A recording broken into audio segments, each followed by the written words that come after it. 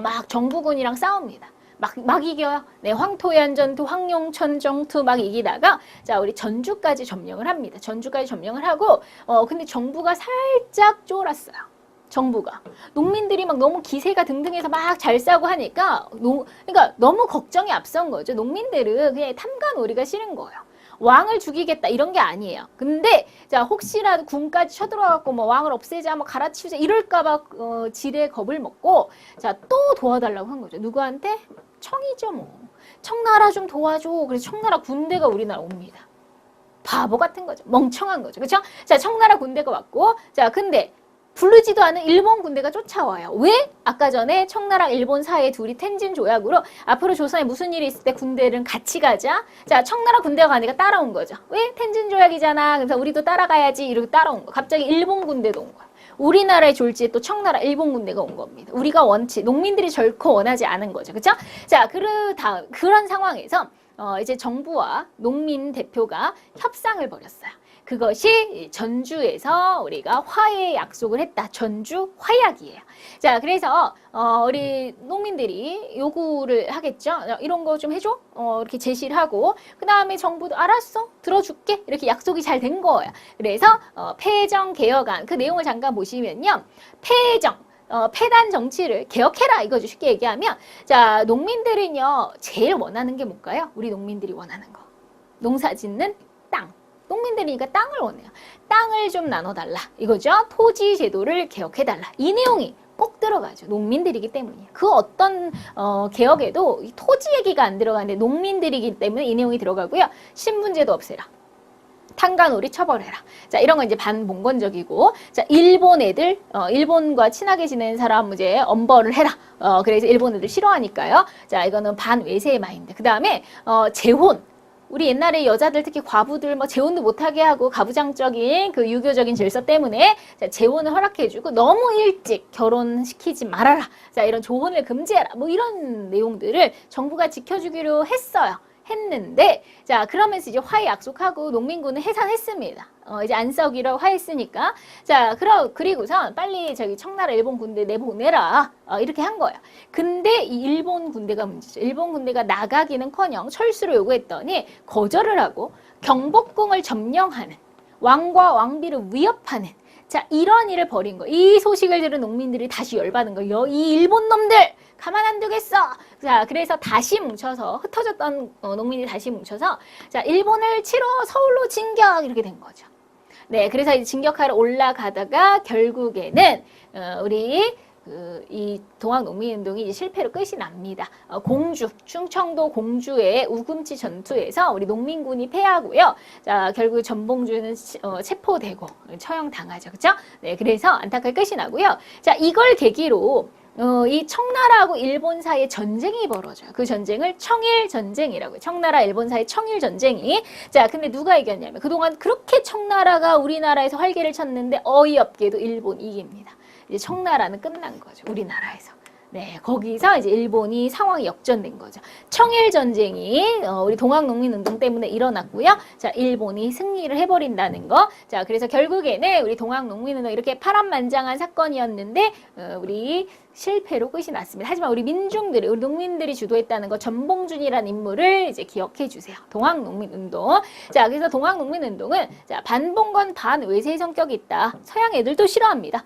그리고 우리 이런 탐관오리 이런 양반 세력들에게도 반감을 갖고 있자 반봉건 반외세를 외치면서 우리 민중들이 일으켰어요. 아래로부터의 개혁이다 이렇게 얘기를 하는 거고 그 다음에 우리가 이제 동학농민운동 이후로 우리 갑오개혁이나 청일전쟁에 영향을 줬다 이렇게 얘기를 해요. 청일전쟁, 동학농민운동 때문에 청과 일본이 전쟁했고 일본이 이겼죠. 그 다음의 사건 갑오개혁에 영향을 미칩니다. 자, 그러면 일본이 결국에는 자, 청일전쟁에서도 이기고 자, 일본이 우리나라 정치에 이제 간섭을 하기 시작하는 거죠.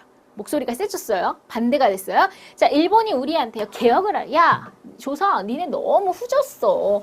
아, 너네 너네 너무 후졌으니까 빨리빨리 개혁을 하라는 거죠. 자, 그래서 우리가 일본이 시켜서 하는 개혁, 그것이 갑오 개혁이에요. 자, 역시 1894년. 자, 일본이 주도하고요. 일본이 이제 김홍집이라고 하는 사람을 내세워서, 자, 이 김홍집인데, 자, 그러면 갑오개혁. 자, 하나 꼭 기억하세요. 그래도 여기 좋은 내용이 있는 게, 자, 갑오개혁 때문에 우리 이 땅에 신분 제도가 없어집니다. 그동안 뭐 양반 상민, 양반 중인 상민 천민 이렇게 신분이 있었잖아요.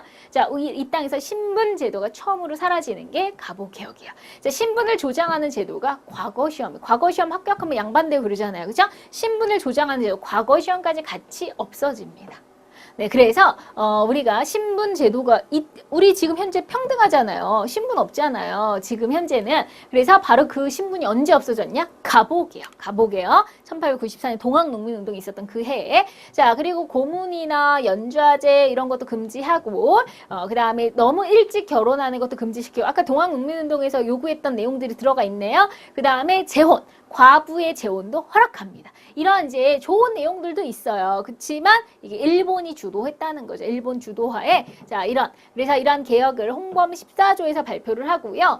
그래서 갑신정변 우리 동학농민운동은 둘 다 실패로 끝났죠. 하지만 거기에 주장들이 좋은 내용이 많았는데 그 좋은 내용들이 드디어 반영이 됐고 자 이것은 근대적인 개혁이다. 역시 김홍집이라는 관리가 주도했기 때문에 위로부터의 개혁. 근데 우리 입장에서는 일본이 시키는 거니까 좀 하기가 싫죠. 일본 주도였고 그 다음에 졸속 개혁이라고 해요. 일본이 우리한테 이거 해라 저거 해라 하는 게 수도 없이 많아요. 한 5개월 동안 200개 정도는 바꾸라고 하거든요. 그러니까 우리가 졸속 개혁이다. 그리고 우리한테 정말 좋은 농민들한테 좋은 토지 제도나 나라를 굳건하게 만드는 군사제도 개혁 이런 거는 싹 빼버려요. 그러니까 우리나라 좋은 내용은 싹 빼고 그러니까 일본 입장에서 이거 해라 저거 해라 하는 것만 많았다는 거죠. 이게 바로 갑오개혁이었어요. 신분제도가 없어졌다는 거 중요합니다. 자 그러면 자 우리 청일전쟁 다시요. 동학농민운동 때 청과 일본이 전쟁이 벌어졌죠. 자 근데 누가 이겼다고요? 일본 이깁니다. 네, 자 일본이 이겨요. 그 일본이 그럼 원래 전쟁에서 이기면 얻어내잖아요. 자, 일본이 청한테 이겨서 자, 여기 있는 땅을 얻어내. 요동반도 그리고 뭐 타이안 이걸 얻어내는데 그 조약이 시모노세키 조약이에요. 네, 무슨 새끼? 시모노세키 조약입니다. 네, 이 조약으로 자, 이제 일본이 중국의 땅 일부를 받아낸 거예요. 그런데 지금 우리 전 세계적으로 보니 서양 애들이 중국을 굉장히 눈독 들이고 있는 상황입니다. 중국이라고 하는 큰 나라를. 자, 근데 어이없게 이 조그만 나라 일본이 중국 땅을 이렇게 여기를 먹는다고 하니까 열받은 거죠. 서양 애들이. 그래서 서양 애들이 무섭게 일본한테 뭐라고 합니다. 이거 당장 돌려줘. 당장 돌려줘. 자, 근데 그 세 나라가 바로 러시아, 프랑스, 독일, 러프독. 그래서 이 러시아, 프랑스, 독일이 일본한테 당장 이거 돌려줘 하니까 막 세 나라가, 강한 세 나라가 막 이러니까 일본이 깨갱해서 알았어, 돌려주면 될 거 아니야, 돌려줍니다. 자, 그래서 세 나라가, 삼국이 일본을 간섭했다. 삼국 간섭이라고요. 일본 입장에선 대단히 굴욕이죠. 힘들게 얻어낸 걸 다시 토해내야 되니까. 그래서 일본은 굴복을 했고요. 자, 그러니까 우리 명성황후께서 우리 중전 민씨 대단히 똑똑한 여자예요. 자, 그러니까 딱 상황 파악을 한 거죠. 상황 파악을 했더니 지금 일본이 러시아, 프랑스, 독일한테 약간 밀리네. 자, 그럼 얼른 러시아, 프랑스, 독일이랑 친해져야 되겠다. 그래서 일본을 견제해야 되겠다. 자, 근데 프랑스, 독일은 너무 멀어요. 그러면 역시 러시아가 제일 만만하죠. 바로 우리 이웃 나라니까. 자, 그래서 우리 중정께서는 바로 러시아하고 친해지는 전략, 친러 세력을 형성합니다. 자, 그랬더니 이제 일본이 열받은 거죠. 일본이 조선을 먹고 싶은데 조선을 먹으려면 바로 이 여자를 없애버려야 되겠다 이렇게 생각한 거죠. 왜냐하면 너무 똑똑하니까. 이 똑똑한 여자, 이 여자만 없애면 자 조선을 먹기가 쉽겠다라고 생각을 한 거죠. 그래서 우리 명성황후를 죽이는 명성황후 시해 사건을 벌이게 됩니다. 그것이 바로 우리가 을미사변 1895년 을미년에 죽임을 당하는 변이 일어난 거죠. 우리의 명성황후께서 우리의 중전 우리 어떻게 보면 왕비께서 돌아가신 거예요. 일본 애들의 손에 의해서. 너무 치욕스러운 거고요. 너무 끔찍한 거고. 그래서 우리가 진짜 이 영화나 이런 소재로 드라마 소재로도 많이 나오는 게 우리 명성황후의 그 너무나 안타까운 죽음. 그래서 이 일본 애들은요. 이 프로젝트를 여우사냥이라고 했어요. 그래서 일본 불량배들한테 이제 그 여우사냥 프로젝트 이름 여우사냥 그래서 궁에 그것도 새벽에 난입해가지고 여자를 막 죽이죠. 그래서 결국 명성황후가 그 새벽에 돌아가시고 그리고 날이 밝기 전에 그 시체까지 불태워버립니다. 네, 그래서 명성황후 시해 사건, 우리 국모를 살해한 사건이고요. 자, 그러면서 이제 일본의 목소리가 다시 세지게 되는 거죠. 명성황후가 돌아가신 을미사변 기억해 주세요. 그래서 자, 그러면 다시 일본이 이제 목소리가 커집니다. 우리 중전 마마까지 돌아가시게 한 다음에 그러면서 일본이 다시 우리한테 야, 니네 조선 빨리 개혁을 다시 해. 자, 니네 너무 후졌어. 남자가 머리를 기르고 그게 뭐야? 남자, 옛날에 남자들은요. 부모님이 주신 거는 털끝 하나 건드리면 안 된다. 남자들이 머리가 엄청 길었습니다. 그거 다 이렇게 상투 튼 거예요. 가리고 있는 거예요. 자, 그래서 단발령을 떨어뜨리는 거예요. 단발령. 남자들 다 머리를 잘라라. 자, 그 당시에 차라리 내 머리를 자를 거면 목을 쳐라. 그러면서 엄청나게 특히 우리 양반들, 유교 마인드를 가졌기 때문에 그 당시에는 엄청난 거부감. 그래서 말은 뭐 조선 니네 뭐 근대적으로 바꿔야 돼 하지만 자, 우리의 정신이잖아. 어떻게 보면 우리가 우리 부모님 효의 어떤 상징으로 부모님 주신 건 건들지 않는 우리의 정신을 말살하겠다는 거죠. 정신을 죽여버리겠다는 거야. 그런 꿍꿍인 거예요. 우리의 정신을 약하게 만들려는 목적의 을미개혁. 자, 그때부터 우리가 이제 뭐 종두법, 뭐 아니면 우편, 자, 우리 우체국, 우편 사무가 시작되고요. 양력을 사용합니다. 우리 응력만 사용했었는데 이제 양력도 사용되고요. 자, 그 개혁이 을미개혁이에요. 자, 을미사변, 명성황후 돌아가시고 머리를 자르라고 하는 을미개혁이 있었습니다. 자, 이제 이것 때문에 더 이상은 못 참겠다 하고 이제 우리 의병이 일어납니다. 을미의병이라고 해요. 자, 의병은 이제 의로운 마음으로 우리가 뭐 군인이 아니에요. 그냥 일반 뭐 농사 짓다가 뛰쳐나온 사람도 있고 공부하다가 뛰쳐나온 사람도 있어요. 자, 더 이상 못 참겠다 이거죠. 뭐 때문에? 을미사변과 단발령 때문에 우리 을미의병이 일어납니다. 우리 유학자들, 공부를 하시는 우리 유학자들이 주도가 돼서요. 자, 우리 의병을 일으키고 이게 최초의 의병입니다. 일본에 맞서 싸우겠다는 거죠. 네, 드디어 이제 진짜 일본이 엄청나게 이제 우리가 일본에 대한 반감을 갖게 된 거죠. 자, 이런 상황에서 자, 우리 고종은 불안합니다. 자기 부인이 죽었네요. 자, 그러면 일본 애들이 나도 죽일 수 있잖아요. 고종도 죽일 수 있죠. 그래서 안 되겠다. 잠시 피신해 있어요. 자, 명성황후가 돌아가신 후에 바로 고종은 러시아 공사관으로 1년간 피신해 있습니다. 자, 러시아 공사관이 멀지 않아요. 쉽게 얘기하면 러시아 대사관 생각하시면 되죠. 자, 우리 궁이 여기 있으면, 이게 한양에 있으면 뭐 멀지 않은 곳에 러시아 그 대사관, 공사관이 있는 거죠. 그러니까 고종이 경복궁에 있다가 러시아 공사관을 1년간 쳐서 옮긴 겁니다. 근데요, 여러분.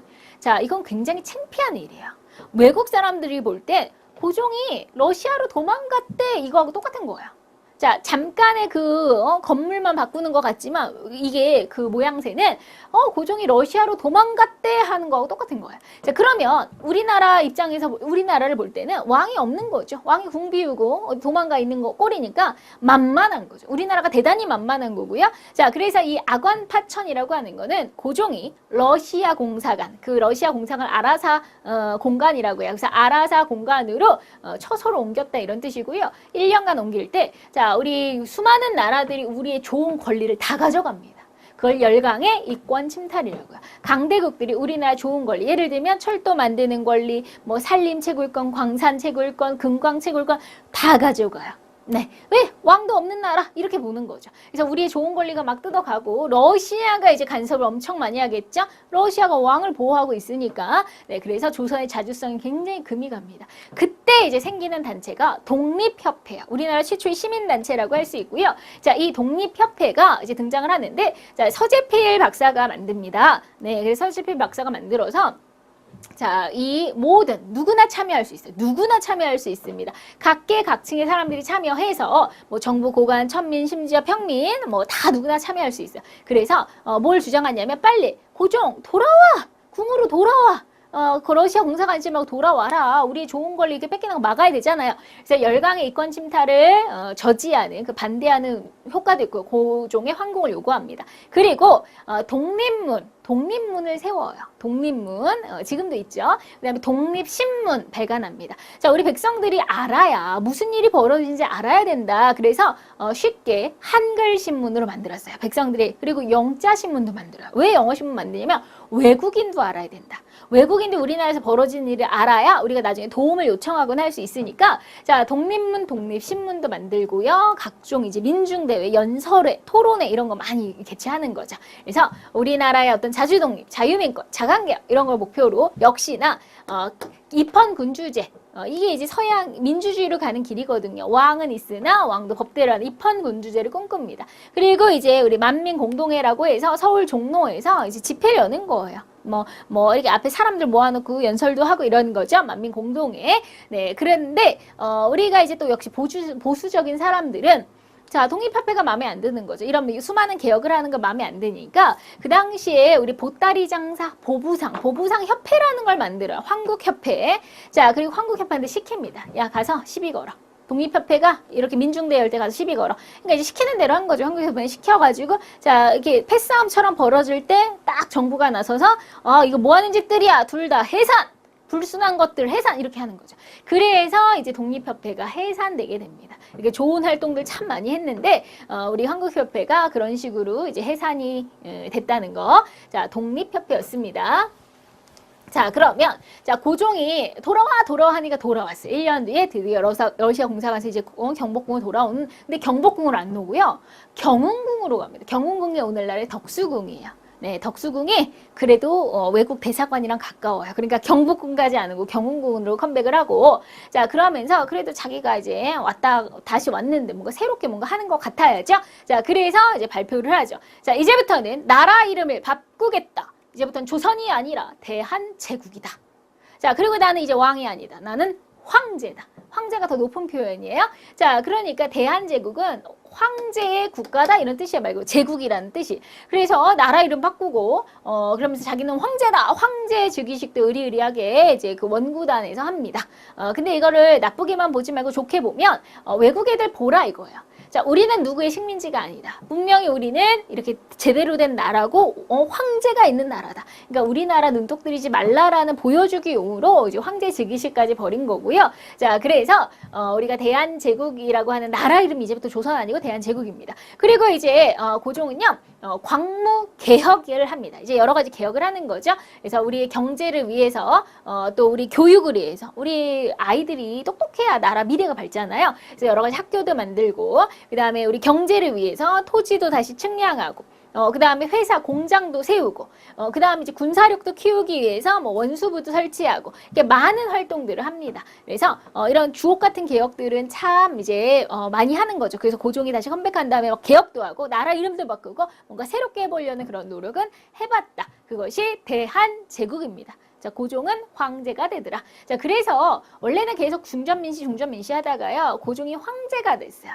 그럼 부인은 황후가 돼야 되겠죠. 그래서 이미 돌아가셨지만 그럼 뭔가 호칭을 줘야 되잖아요. 그래서 이때부터 명성황후라고 불리게 되는. 그 전까지는 명성황후가 아니고 요때부터 명성황후가 되는 겁니다. 자, 그래서 우리가 좀 많은 사건들이 있죠.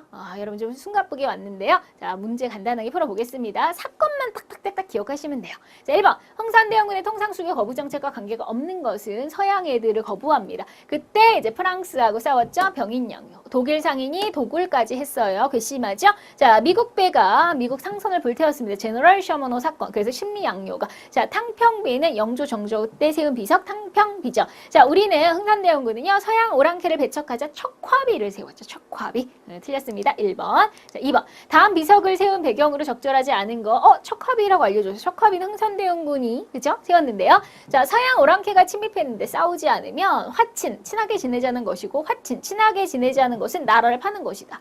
자, 얘들아, 조선인들이요. 서양 애들이 왔는데 안 싸워? 안 싸우는 건 니네가 나라 파는 거야. 이 말이에요. 한마디로 얘기하면. 그러면 친하게 지내면 나라 파는 거래. 난 매국노가 되면 안 되지. 그럼 배척하자. 친하게 지내면 안 돼. 이런 거를 심어주는 거죠. 척화비라고 하는 게. 네, 그래서 이게 척화비고요. 자, 척화비를 세운 배경은 우리가 프랑스하고도 싸웠죠. 병인양요. 미국하고도 싸웠습니다. 심리양요. 오페르 도굴 사건. 이게 다 흥선대원군 때. 정묘라는 또 옛날에 우리 청나라가 쳐들어온 사건이죠. 정묘호란 병자호란. 그러니까 정묘호란은 후금이 쳐들어온 거고 병자호란 청나라가 쳐들어온 임진왜란 때. 그때 그 다음에 있었던 일들이죠. 자, 1번이 관련이 없네요. 자, 3번. 다음 내용에 해당하는 조약은 일본의 운요 사건.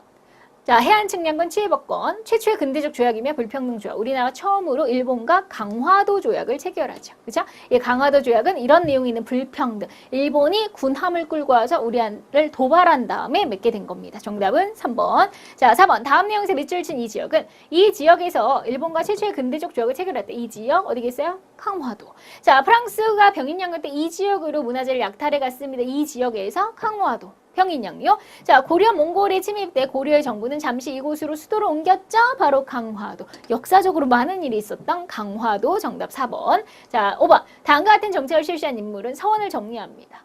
서원, 철폐, 공자가 살아나도 용서하지 않겠다 막 이런 얘기했잖아. 흥선 내용은. 그래서 호포제, 양반도 군포내, 경복궁 중건을 해서 돈도 찍어내죠. 당백전. 자, 이런 것들은 전부 다 흥선대원군과 관련이 있네요. 정답 4번. 자, 6번. 다음 내용에 해당하는 역사적 사건은 김옥균, 박용효 이런 개화파, 그것도 급진 개화파죠. 자, 우정국 개국 축하위원회, 우체국 축하 파티장에서 이제 그 계획을 사전에 따 3일 천하로 갑신 정변을 일으켰죠. 문벌 폐지, 조세제도 개혁 이렇게 여러 가지 개혁을 주장하면서 주옥 같은 내용들이에요. 14기조 개혁 정강을 발표하는데 1884년에 갑신 정변입니다.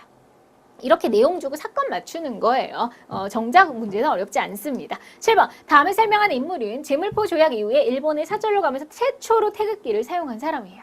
자, 제물포 조약은 이모군란 때 일본한테 사과 방문하러 간 거죠. 자, 우정국 개국 축하연을 이용해서 김옥균, 서강경, 홍영식과 함께 갑신정변에도 참여합니다. 바로 박영효. 이렇게 4인방 중에 하나 박영효. 정답 3번입니다. 태극기 사절단으로도 갔고요. 자, 그 다음 8번. 다음 내용에 해당하는 사건은 신식군된 별기군과 차별해 99군인들이 군인들이 난리 나잖아요. 얼마나 간단해요. 군인들이 난리 났다. 군난, 이모군란. 그쵸? 자, 99군인들이 일본 공사관 습격했고요. 조선과 일본 제물포 조약과 사제단 파견 약속했습니다. 그때 박용효가 태극기 들고 가죠. 정답은 1번. 자, 다음에 설명한 역사적 사건은 전봉준을 중심으로 고부에서 농민군 녹두장군 전봉준. 자, 그리고 패전개혁안 제시 직강소를 설치합니다. 갑오개혁과 청일전쟁의 계기가 된 사건은 우리 농민들도 화가 나죠. 동학 농민운동. 동학을 사랑한 농민들이 일으켰어요.